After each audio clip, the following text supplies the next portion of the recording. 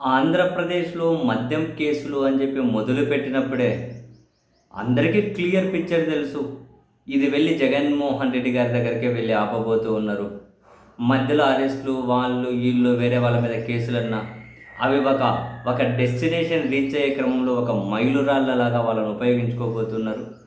And Jagan గారి ఇంటి వరకు రూట్ మ్యాప్ ప్రిపేర్ చేయడంలో బహుశా విజయసాయి రెడ్డి గారిని కూడా బాగానే గట్టిగానే వాడుకుంటూ ఉన్నట్టున్నారని చెప్పి ఫస్ట్ నుంచి మాట్లాడుకుంటూ ఉన్నాం.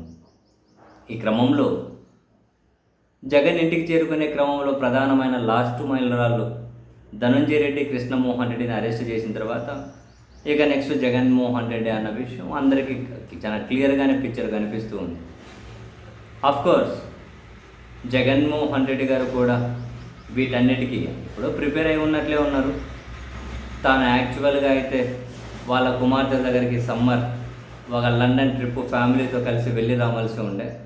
ఇప్పుడు తాను కనుక లండన్ నిజంగా వెళ్ళి ఉండింటే ఇక తెలుగుదేశం పార్టీ టీవీ ఛానల్లో పత్రికా ఆఫీసుల్లో పనిచేసే స్క్రిప్ట్ రైటర్లు ఎవరైతే ఉంటారో స్క్రిప్ట్ రైటర్లు ఉంటారు కదా, ఇంకా వాళ్ళు ఇంక ఎన్ని సినిమాలు చూపించేవాళ్ళు, ఎన్ని హెడ్డింగులు పెట్టేవాళ్ళు మన ఊహకు కూడా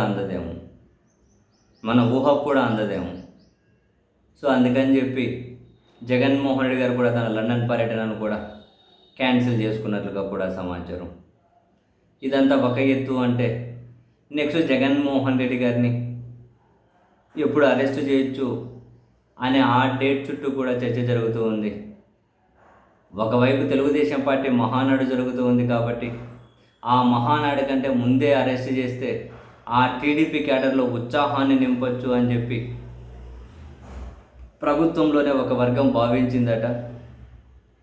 బట్ ప్రభుత్వ పెద్దలు మాత్రం మరో రకంగా ఆలోచిస్తూ ఉన్నారట. మహానాడుకు ముందు కనుక అరెస్టు జోలికి వెళ్తే ఏవైనా మహానాడుకి ఇబ్బందికర పరిస్థితులు వస్తాయేమో, కడప దగ్గర ఏమైనా డిస్టర్బెన్సెస్ కలుగుతాయేమో, అందుకని చెప్పి మహానాడు ముగిసే క్రమంలో 28 కానీ లేదా 29 కానీ అరెస్ట్ చేస్తే బాగుంటుంది అని ప్రభుత్వ పెద్దలు భావిస్తున్నారు అని టీడీపీ వర్గాలే చర్చించుకుంటూ ఉన్నాయి.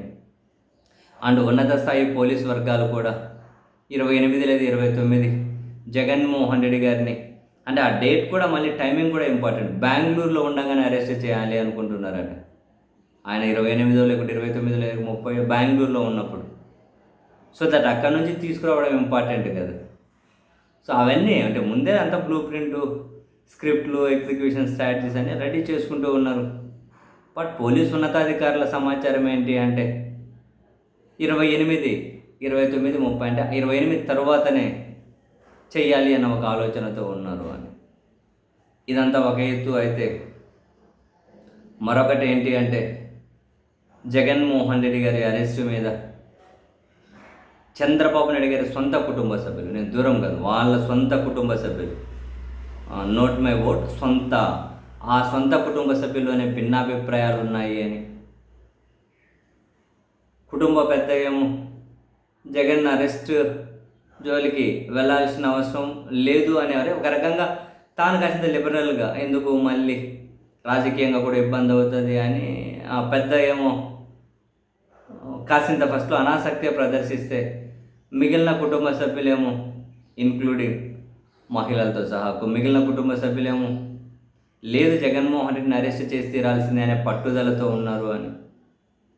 సో అందుకని చెప్పి ఫైనల్గా తనను అరెస్ట్ చేసే దిశగానే ముందుకు వెళ్తూ ఉన్నారు అని పోలీసు ఉన్నతాధికారులే ఆఫ్ ది రికార్డ్ మాట్లాడుకుంటూ ఉన్నారు.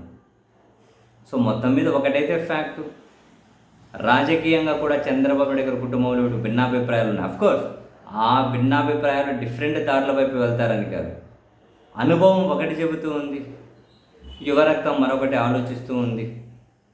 సో అల్టిమేట్గా ప్రస్తుతం యువరక్తం మాటే చెల్లుబాటు అయ్యే ఆ పరిస్థితి ఉంది కాబట్టి సో ఫైనల్గా వాళ్ళు తీసుకునే నిర్ణయమే ఫైనల్ అవుతుంది కదా.